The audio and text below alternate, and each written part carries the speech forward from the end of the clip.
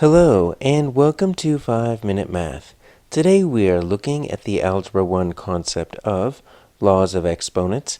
This is standard A.11B in the great state of Texas, and we are using item number 1 of the Redesign Practice Online STAAR test.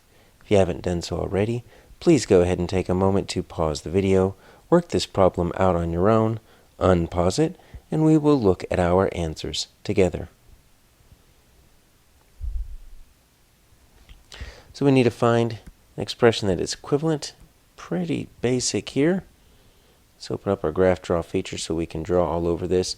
And so we're just multiplying these two terms right here. Okay. So what we need to probably think of is how do we separate these into individual terms, right? So I've got my 2 and I've got my m to the 4th, right? So I could group it like that, or I could just group it like that.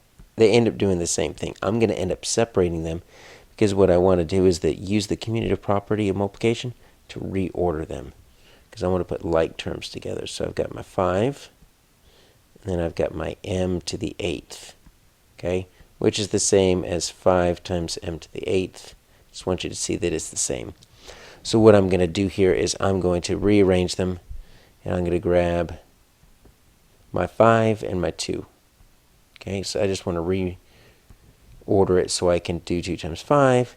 Then I want to take my m to the 8th, m to the 4th, multiply there.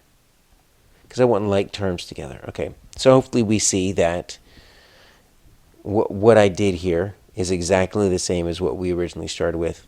When you're multiplying everything, you have the right to move things around and get like terms. Now, obviously, we've got our 2 times 5, okay? And, I mean, take a look. That's 10. But that immediately eliminates 2 answers. Because look what we did here on C. Look what we did here on A. They added 2 plus 5. No, we're multiplying. It's 2 times 5. That's pretty obvious. So, the only thing left to do is what do we do with the m to the 4 and m to the 8? Okay, this is where we can actually use our reference materials, right? If we open this up here, we can see that we've got properties of exponents. Take a look at the very, very top, okay? The product of powers. So when we have our product of powers, and I'll put that in black here, what does that say? Product of powers, because you have to be able to find the correct one to use when we're dealing with powers.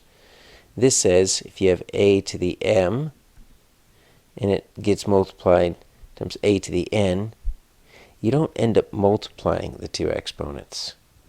Look at the very top right there. You end up adding those two exponents. So it's a little bit counterintuitive, but as long as you apply it that way, you're going to be good to go. So that's what the property of exponents tells us, that we need to use the product of powers. We're going to end up adding those two, not multiplying them. So we're going to take our base here. So that's our base, the m. And we're going to take those two exponents. We are not going to multiply them. Even though the two bases are being multiplied, you end up adding the exponents. So that becomes m to the 4 plus 8. Right, which if you put it all together, what does it simplify to? 10 times m to the 12th. Now the reason I said it's pretty simple is because now that we've identified that 2 times 5 makes 10, right, we've already eliminated C, already eliminated A, so we just have B and D left. Look what they do for D.